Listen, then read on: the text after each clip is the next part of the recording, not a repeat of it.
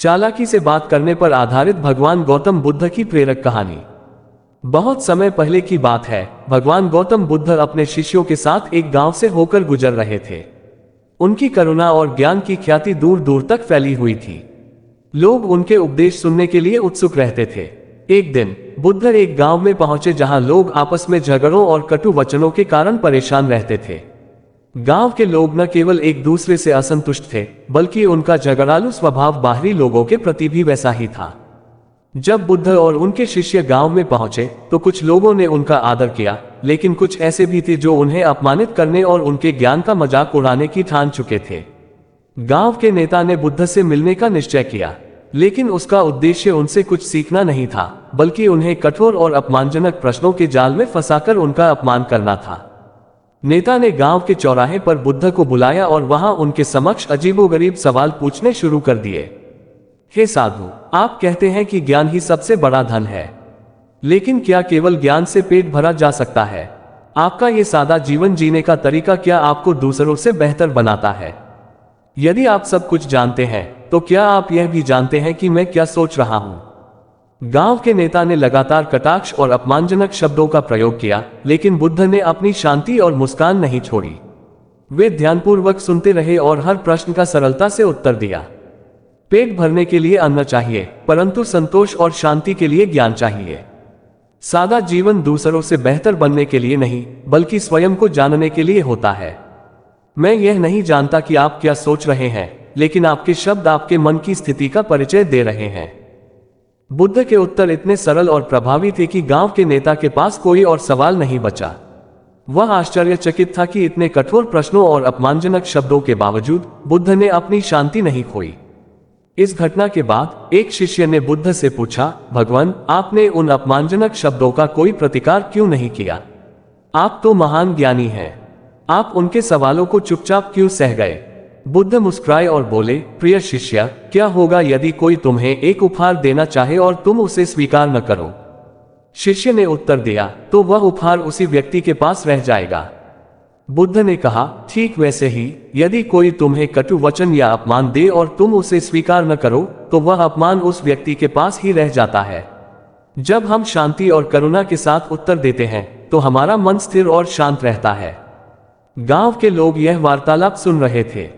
धीरे धीरे उन्हें अपनी गलती का एहसास हुआ। उन्होंने बुद्ध से माफी मांगी और उनसे जीवन में शांति और सद्भाव से रहने का मार्गदर्शन मांगा। बुद्ध ने उन्हें समझाया कि किसी भी वार्तालाप में चतुराई और शांति का संतुलन होना चाहिए। चालाकी से बात करना मतलब यह नहीं कि तुम दूसरों को नीचा दिखाने का प्रयास करो। इसका अर्थ है कि तुम अपने शब्दों का चयन सोच समझकर करो, ताकि वे किसी को चोट न पहुंचाएं और समस्या का समाधान करें। बुद्ध के उपदेश ने गांव के लोगों के मन को बदल दिया। वे अब बातचीत में धैर्य और समझदारी का उपयोग करने लगे। उनके बीच का झगड़ालू स्वभाव धीरे धीरे खत्म होने लगा। गांव का नेता, जिसने पहले बुद्ध का अपमान करने की कोशिश की थी, अब उनका सबसे बड़ा अनुयायी बन गया। इस कहानी से ये शिक्षा मिलती है कि किसी भी वार्तालाप में संयम, शांति और चतुराई का होना आवश्यक है। अपने शब्दों का चयन सोच समझकर करना चाहिए, क्योंकि शब्दों में बहुत शक्ति होती है। यदि आप दूसरों के कटु वचनों पर प्रतिक्रिया देने के बजाय शांत रहते हैं, तो आप न केवल अपनी गरिमा बनाए रखते हैं, बल्कि दूसरों को भी बदलने का अवसर प्रदान करते हैं। ये कहानी बुद्ध के जीवन की एक झलक देती है और यह सिखाती है कि चालाकी से बात करने का मतलब केवल तर्क करना नहीं, बल्कि दूसरों को समझना और सही दिशा में मार्गदर्शन करना भी है। गांव के लोगों ने बुद्ध के उपदेशों को गहराई से आत्मसात कर लिया था। उन्होंने समझा कि शांति और समझदारी से ही उनके जीवन में स्थायी सुख और संतोष आ सकता है। बुद्ध ने उनकी इस परिवर्तनशीलता को देखकर प्रसन्नता व्यक्त की और उन्हें आगे के मार्गदर्शन देने का निर्णय लिया। बुद्ध ने गांव के चौपाल में एक बड़ा सभागार आयोजित किया। सभी गांववासी वहां इकट्ठा हो गए। उन्होंने बुद्ध से पूछा, हे बुद्ध, आपने हमें शांति और सद्भाव सिखाया है, लेकिन हमारे जीवन में समस्याएं अभी भी हैं। हमें इन समस्याओं का समाधान कैसे करना चाहिए? बुद्ध ने गहरी सांस ली और बोले, सबसे पहले हमें अपने भीतर की शांति को पहचानना होगा। जब हम शांत मन से समस्याओं का सामना करते हैं, तो हम उन्हें समझदारी से हल कर सकते हैं। सहिष्णुता और धैर्य इस प्रक्रिया के महत्वपूर्ण अंग हैं। उन्होंने आगे कहा, जब भी किसी के साथ मतभेद हो, तो उसे समझने की कोशिश करें। उनसे संवाद करें, उनके दृष्टिकोण को समझें। इससे न केवल आपके संबंध मजबूत होंगे बल्कि आपके मन में भी शांति आएगी। बुद्ध ने गांव वालों को सही संवाद के महत्व पर ध्यान केंद्रित करने का निर्देश दिया। उन्होंने बताया, बातचीत का उद्देश्य केवल अपने विचारों को व्यक्त करना नहीं होता, बल्कि दूसरे के विचारों को समझना भी होता है। जब हम दूसरों की बात ध्यान से सुनते हैं तो हम उनके दिल में विश्वास पैदा करते हैं। एक विशेष घटना को साझा करते हुए उन्होंने कहा, एक बार एक किसान और एक व्यापारी के बीच मतभेद हुआ। किसान ने व्यापारी से शिकायत की कि उसकी फसल को सही मूल्य नहीं दिया जा रहा है। व्यापारी ने तुरंत विरोध किया, जिससे दोनों के बीच बहस बढ़ गई। अगर वे दोनों शांत होकर एक दूसरे की बात सुनते तो समस्या का समाधान आसानी से हो सकता था। बुद्ध ने गांव वालों को प्रोत्साहित किया कि वे अपने दैनिक जीवन में इस सिद्धांत को अपनाएं। उन्होंने कहा, सही संवाद से न केवल समस्याओं का समाधान होता है बल्कि यह रिश्तों को भी मजबूत बनाता है। गांव के एक युवक ने बुद्ध से पूछा, हे बुद्ध, जब कोई हमारी आलोचना करता है तो हमें क्या करना चाहिए? क्या हमें उसकी बातों को नजरअंदाज करना चाहिए? बुद्ध ने मुस्कुराते हुए उत्तर दिया, आलोचना को सकारात्मक रूप में लेना सीखना चाहिए। आलोचना हमें अपनी गलतियों को सुधारने का अवसर देती है। यदि आप इसे खुले दिल से स्वीकार करते हैं तो यह आपके विकास में सहायक हो सकती है। उन्होंने आगे बताया, जब भी कोई आपकी आलोचना करे तो तुरंत प्रतिक्रिया देने के बजाय उसे समझने की कोशिश करें। पूछें कि वह आपकी किस बात पर आपत्ति व्यक्त कर रहा है और आप उसमें सुधार कैसे कर सकते हैं। इस प्रकार आप न केवल अपनी कमजोरियों को पहचानेंगे बल्कि उन्हें सुधारने का भी अवसर मिलेगा। बुद्ध ने सहानुभूति और करुणा के महत्व पर जोर दिया। उन्होंने कहा, जब हम दूसरों की पीड़ा को समझते हैं और उसके प्रति संवेदनशील होते हैं तो हम एक दूसरे के प्रति अधिक सहानुभूति महसूस करते हैं। ये हमारे समाज में सद्भाव और सहयोग की भावना को बढ़ावा देता है। एक उदाहरण देते हुए उन्होंने कहा, एक बार एक वृद्ध व्यक्ति ने अपनी बीमार पत्नी के लिए उपचार की व्यवस्था नहीं कर पाई। अगर किसी ने उसकी मदद की होती तो उसकी स्थिति बेहतर हो सकती थी।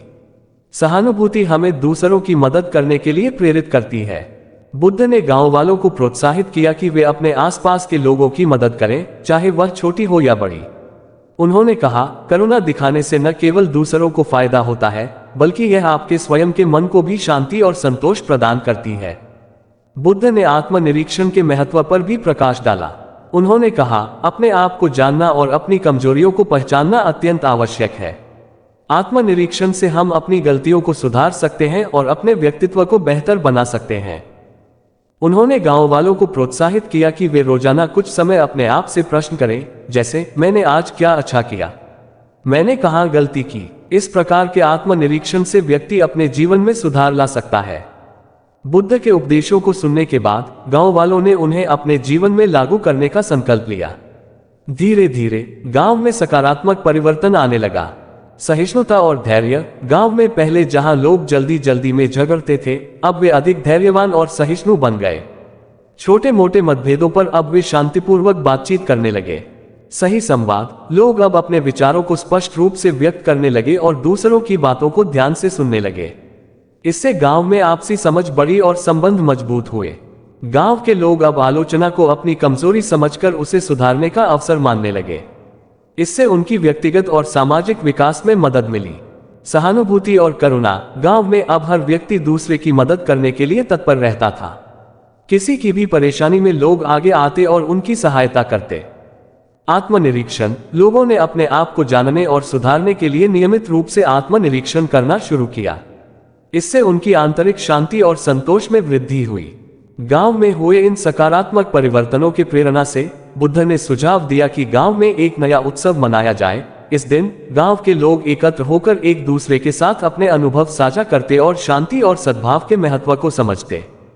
शांति दिवस के दौरान बुद्ध ने एक और महत्वपूर्ण शिक्षा दी।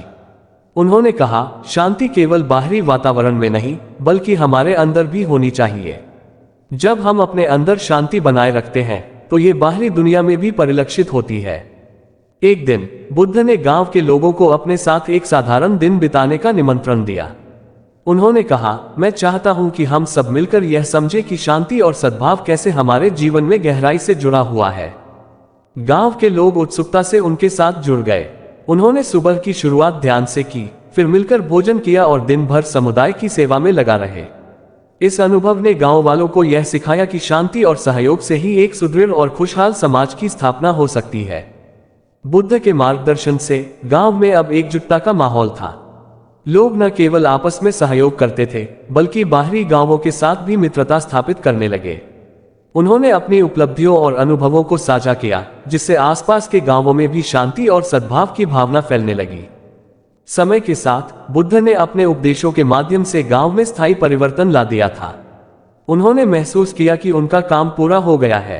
एक दिन उन्होंने अपने शिष्यों से कहा, मेरा समय यहाँ समाप्त हो रहा है, लेकिन याद रखो, शांति और सद्भाव की यह सीखें हमेशा तुम्हारे साथ रहेंगी। इन्हें अपने जीवन में उतारो और दूसरों को भी प्रेरित करो। गांव के लोगों ने उन्हें श्रद्धा और सम्मान के साथ विदाई दी। बुद्ध के जाने के बाद भी उनकी शिक्षा गांव में जीवित रही और आने वाली पीढ़ियों तक फैली। बुद्ध के उपदेशों का गांव पर दीर्घकालिक प्रभाव पड़ा। गांव धीरे धीरे एक आदर्श समाज में परिवर्तित हो गया, जहां लोग शांति, सहिष्णुता और समझदारी के साथ जीवन यापन करते थे। उनका जीवन शैली दूसरों के लिए प्रेरणा का स्रोत बन गया। गांव में शिक्षा का महत्व बढ़ा। बच्चों को न केवल पारंपरिक शिक्षा दी जाती थी, बल्कि उन्हें जीवन के नैतिक मूल्यों और सहानुभूति की शिक्षा भी दी जाती थी। गांव में समुदाय सेवा को महत्वपूर्ण माना जाने लगा। लोग मिलकर खेती, निर्माण और अन्य कार्यों में सहयोग करते थे, जिससे गांव का विकास होता रहा। बुद्ध के उपदेशों ने गांव में आध्यात्मिक जागरूकता को बढ़ावा दिया।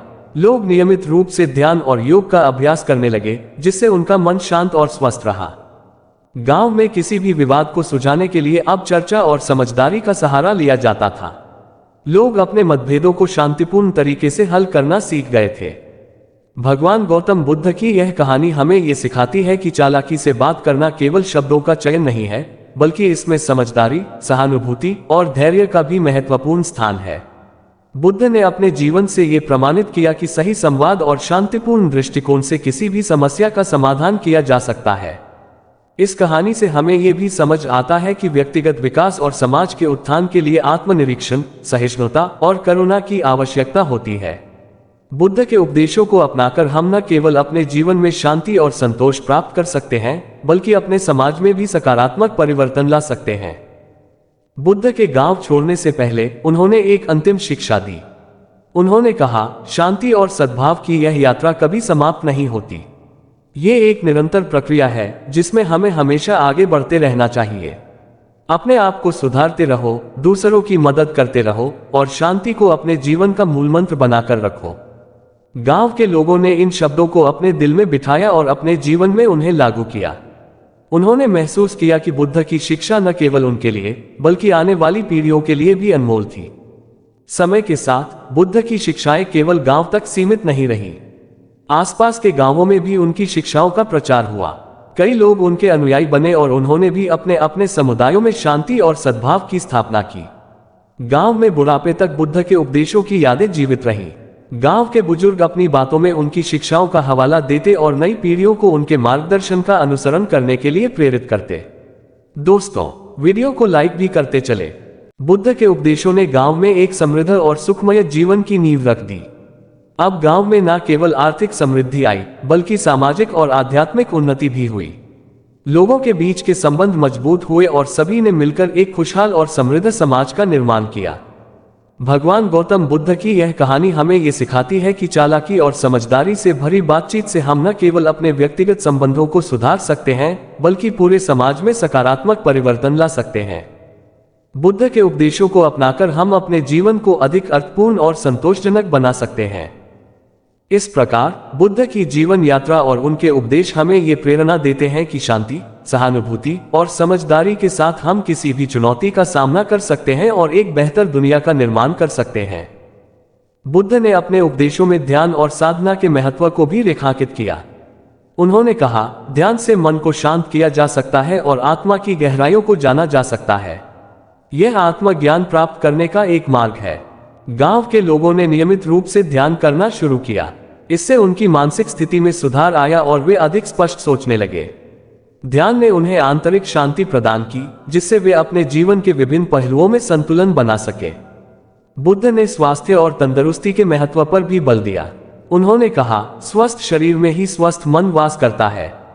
इसलिए शरीर की देखभाल करना भी उतना ही महत्वपूर्ण है जितना कि मानसिक और आध्यात्मिक विकास। गांव के लोग योग और अन्य व्यायामों को अपनी दैनिक दिनचर्या में शामिल करने लगे।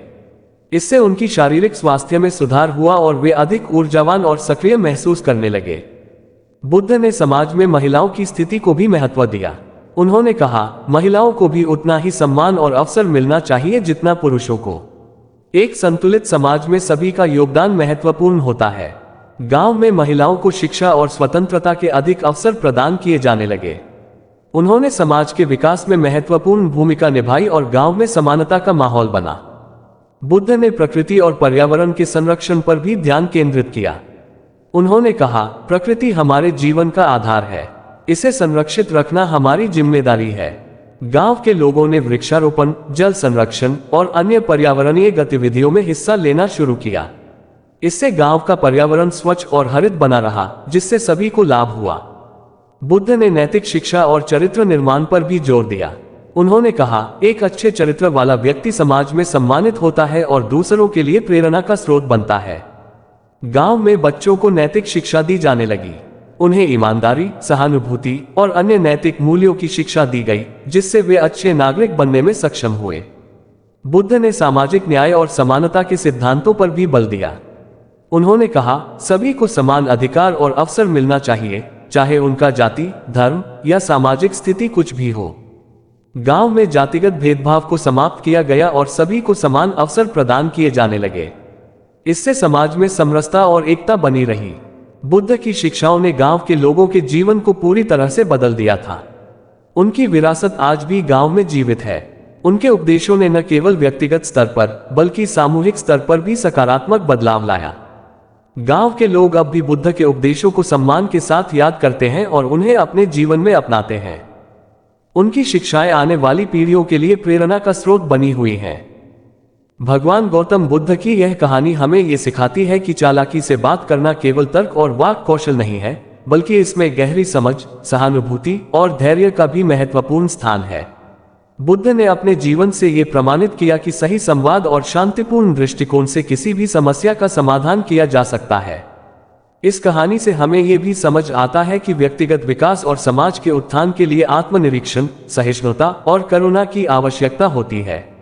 बुद्ध के उपदेशों को अपनाकर हम न केवल अपने जीवन में शांति और संतोष प्राप्त कर सकते हैं, बल्कि अपने समाज में भी सकारात्मक परिवर्तन ला सकते हैं।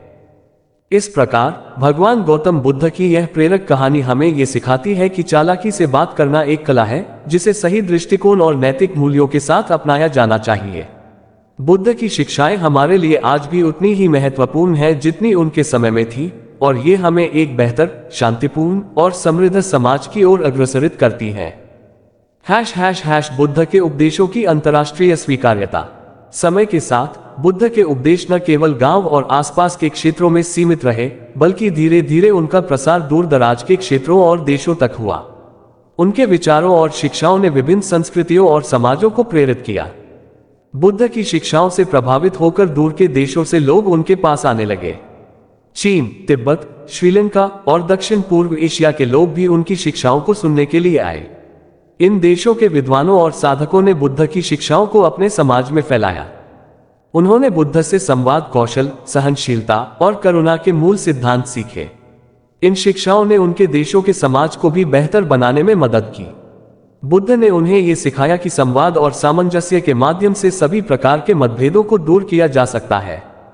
बुद्ध ने सभी शिष्यों को यह समझाया कि उनकी शिक्षाएं किसी एक धर्म, जाति या समाज तक सीमित नहीं हैं। ये सार्वभौमिक सत्य है, जो हर मनुष्य के जीवन में शांति और सुख का मार्ग प्रशस्त करते हैं।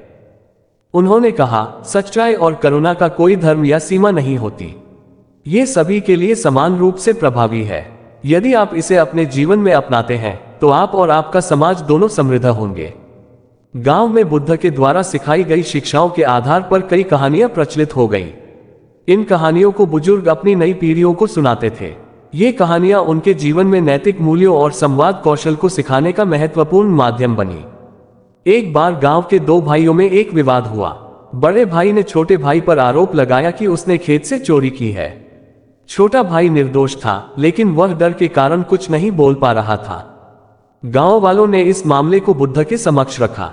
बुद्ध ने छोटे भाई से शांत स्वर में पूछा, क्या तुमने चोरी की है?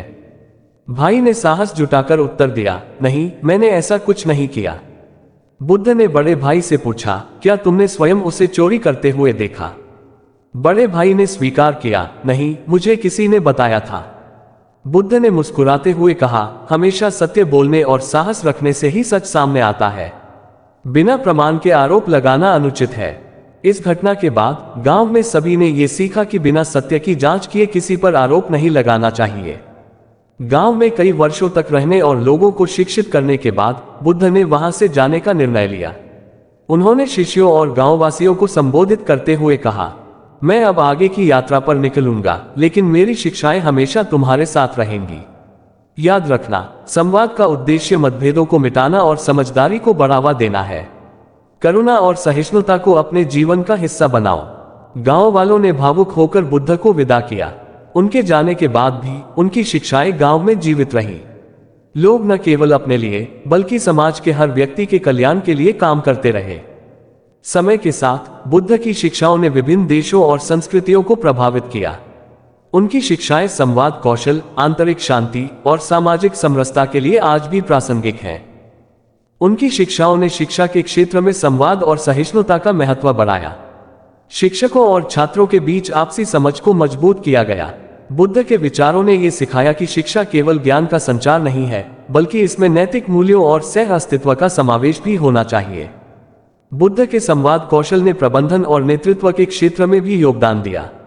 उनके उपदेशों ने नेताओं को सिखाया कि सही संवाद और सहानुभूति से वे अपने समुदाय और संगठनों को बेहतर बना सकते हैं। आज के तनावपूर्ण और प्रतिस्पर्धात्मक समाज में बुद्ध की शिक्षाएं और भी प्रासंगिक हो गई हैं। उनके उपदेश हमें ये सिखाते हैं, विवादों और संघर्षों को सुलझाने के लिए संवाद का सही उपयोग करना, दूसरों की भावनाओं को समझना और उनके प्रति सहानुभूति दिखाना, विभिन्न दृष्टिकोणों का सम्मान करना और धैर्य रखना, अपने कार्यों और विचारों का विश्लेषण करना और उन्हें सुधारने की कोशिश करना। बुद्ध की शिक्षाएं हमें ये सिखाती हैं कि संवाद केवल शब्दों का आदान प्रदान नहीं है, बल्कि यह दूसरों के साथ गहरा संबंध बनाने का माध्यम है।